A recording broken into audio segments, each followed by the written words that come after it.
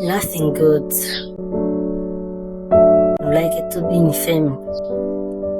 nta cyiza nko kuba mu muryango kuko kubarizwamo bishimisha buri wese, aba yumva nta mahoro cyangwa se umutuzo yagira mu gihe atandukanye n'umuryango we. Ariko noneho kuva mu muryango cyangwa se gusiga umuryango, utangira guhura n'ubuzima bugoye, ubuzima bubi bitangira kugucanga. Niyo mpamvu uzabona umuryango urimo umupapa, urimo umumama ndetse n'abana. Akenshi cyane uzarebe iyo umupapa ari kugendana n'umwana mu nzira, umwana akabona umuntu uje amusatira cyane, nawe asatira ise, kuko aba azi neza yuko ise ashobora kumutabara mu gihe agize ikibazo ahura nacyo. Cyangwa se hakagira inyamaswa cyangwa se itungo, reka tuvuge yenda umwana ari kumwe na se bagenda mu nzira mu muhanda, bagahura n'umushumba wari ushoreye inka azirongoye.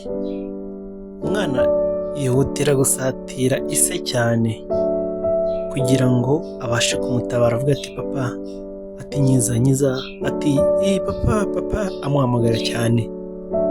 Ubwo ni urugero rumwe mu gihe umwana ari kumwe na se.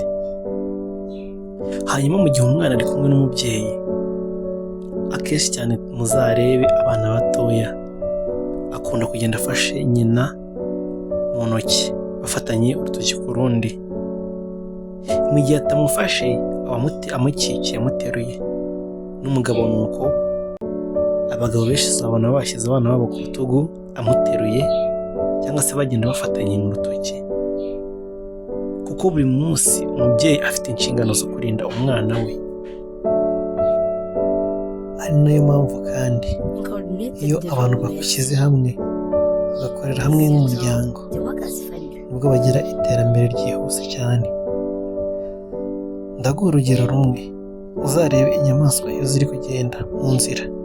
Ndaguha urugero kuko akenshi cyane nkunze kubona inyamaswa bita inzovu arizo zikunze kugendera hamwe, yewe n'imbwa nazo akenshi imbwa z'agasozi zikunze kugendera hamwe. Kuko inyamaswa zakopeye cyangwa se zatoye umuco wo kugendera hamwe zabikomoye he?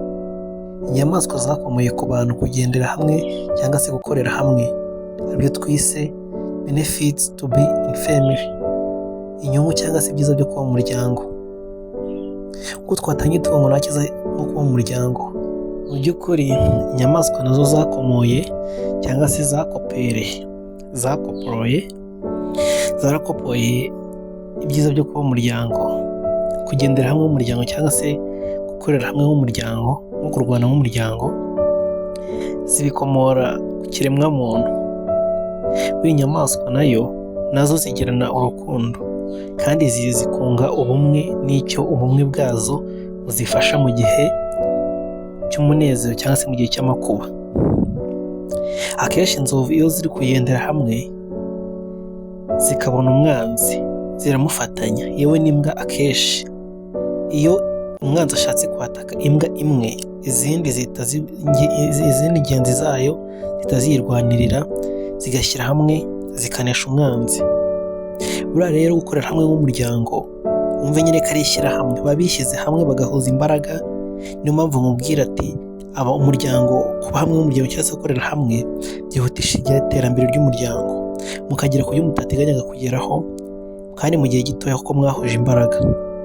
N'izo nyamaswa rero impamvu zishyira hamwe ni uko ziba zizi yuko igihe runaka imwe yo muri zo ishobora gufatirwa cyangwa se ikagera mu byago, ikaba yahura n'amakuba mu gihe itari kumwe n'izindi, zigahitamo kugendera hamwe.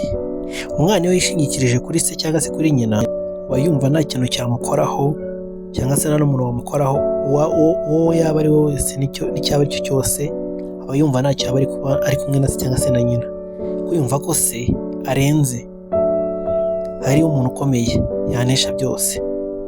Kabone kandi naho yaba atabinesha, rimwe na rimwe ise icyaza gutera umwana, ise agashaka kukinesha kikamunesha, umwana nawe azatabaza, azavuza induru, yumve nawe yanarwana rimwe na rimwe. Nicyo bita gukorera hamwe nk'umuryango. Uzarebe neza akenshi iyo mu rugo hari ikintu giteye umugabo agatabara, agashaka gutsindwa, uwo mugore nawe azana imbaraga ze. Icyo ikizananira umugabo n'umugore, abana nabo bazaza barwane. Ikizatera abana, ababyeyi bahari ntabwo bazareberera.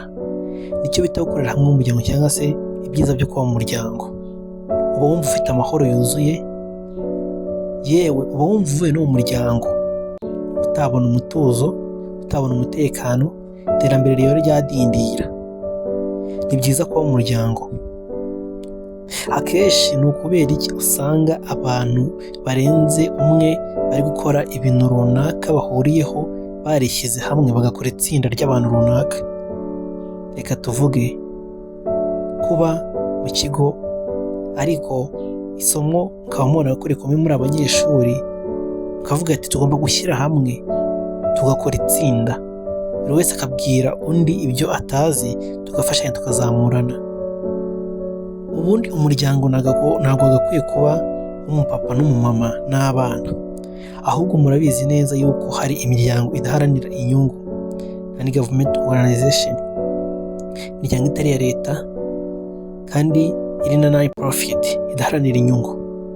Akenshi iriya miryango impamvu iba yarishyize hamwe ni ukugira ngo izamuke, nizamuka ikamara kugera hejuru, nayo izafasha abandi, ariko itafite izindi nyungu igamije, ahubwo hari ibyiciro igamije kuzamurayo.